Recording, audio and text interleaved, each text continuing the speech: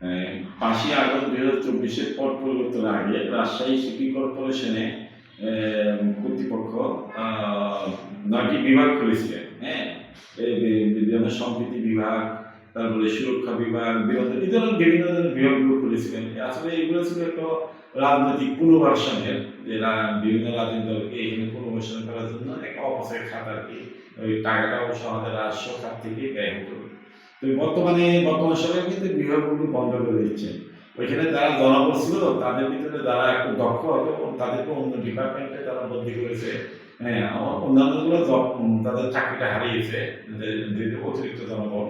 তো সেক্ষেত্রে এখন যেহেতু এই সরকার এসে ওই বিভাগগুলো দেখছে যে এটা আসলে জনগণের আশা আকাঙ্ক্ষা ওইভাবে পূরণ করতে পারছে না, এই জন্য এগুলো বন্ধ করে দিয়েছে এবং এটাকে আমরা সাধুবাদ জানাই। হ্যাঁ, কিন্তু পাশাপাশি তারা এই বিভাগগুলোতে চাকরি তাদের কাছে বিকল্প কর্মস্থান করলে খুব ভালো হবে। এই দাবিটা আমাদের কাছে থাকলে তাদের যদি বিকল্প কর্মস্থান করা হয়।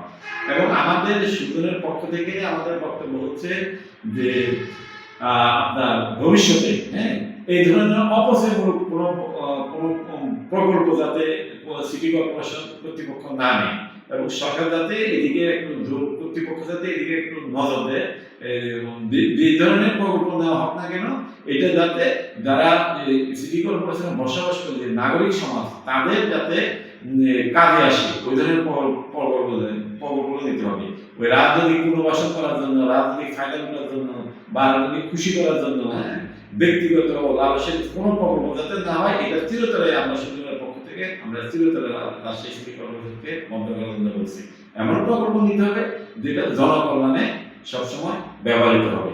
আমরা ভবিষ্যতে এই প্রত্যাশা রাখি শুধু যে সিটি কর্পোরেশন যে প্রকল্পগুলো নিবে সেটা যাতে জনগণের নাগরিক সুবিধাকে পূরণ করে, ওইটা মাথায় রেখে যাতে তারা প্রকল্পগুলো গ্রহণ করে। অপচয়মূলক কোনো প্রকল্প যাতে না নেয়, এতে দেশের প্রতি, রাজস্বের প্রতি এবং জনগণের কোনো কাজে আসবে না। সিটি কর্পোরেশনের সাংগঠনিক কাঠামোভুক্ত 6টি বিভাগ রয়েছে এবং 6টি বিভাগ ছাড়াও আরও 6টি প্রস্তাবিত বিভাগ মাননীয় মেয়র সাবেক তিনি এটা করেছিলেন। তার একটা উদ্দেশ্য বা লক্ষ্য ছিল যে সিটি কর্পোরেশনের যে কলেবর 98 আপনার স্কোয়ার কিলোমিটার থেকে এটা 342 কিলোমিটার উন্নীত করার জন্য একটা প্রস্তাব মন্ত্রণালয়ে পাঠানো হয়েছিল যে বৃহত্তর পরিসরে কর্মপরিধি বাড়বে এবং নতুন নতুন অধিক্ষেত্রে আপনার কাজ করতে হবে, যেমন একটা আইসিটি ক্ষেত্র। তো আইসিটি শাখা বা আইসিটি বিভাগ এক্ষেত্রে বিভিন্ন সেবা আমরা অটোমেশনের মধ্যে নিয়ে এসেছি এবং আরও কিছু কাজ বিবেচনাধীন রয়েছে।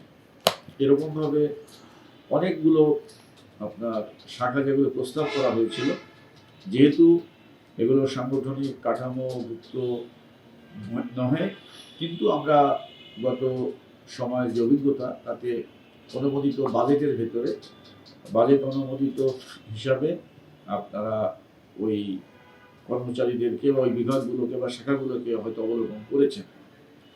এখন পরিবর্তিত পরিস্থিতিতে আমরা মনে করছি যে সিটি কর্পোরেশনের আয়তন বা এরিয়া নতুনভাবে সম্প্রসারিত না হওয়া পর্যন্ত এবং আপনার কর্পোরেশনের অনুমোদিত কোনো শাখা, মানে যেহেতু মন্ত্রণালয় থেকে চূড়ান্ত সিদ্ধান্ত আমরা পাইনি, এটা চূড়ান্ত সিদ্ধান্ত বা না হওয়া পর্যন্ত নতুন করে এইসব অননুমোদিত শাখাকে আমরা আসলে আর ধারণ করতে চাচ্ছি না। সেক্ষেত্রে আমরা পর্যায়ক্রমে এগুলো শাখাগুলোকে বাদ দেওয়ার ব্যাপারে নীতিগত সিদ্ধান্ত আমরা নিয়েছি, যাতে করে আমাদের ব্যয়ভারের ক্ষেত্রে এটা সাশ্রয়ী হবে। তবে ওই শাখাতে যারা প্রস্তাবিত শাখায় যারা কর্মরত ছিলেন তাদের মধ্যে যদি কোনো দক্ষ এবং এফিসিয়েন্ট কর্মী থাকে, অস্থায়ী কর্মী যেহেতু, তাদেরকে আমরা যেখানে প্রয়োজন সেখানে কাজে লাগাবো, কিন্তু শাখা থাকবে না এবং অপ্রয়োজনীয় কোনো জনবল থাকবে না। এটা প্রশাসক মহোদয়ের ইচ্ছা যে এইভাবে আমরা কর্পোরেশনের কাঠামোকে আপনার একটা সাস্টেনেবল অবস্থানে নিয়ে আসবো।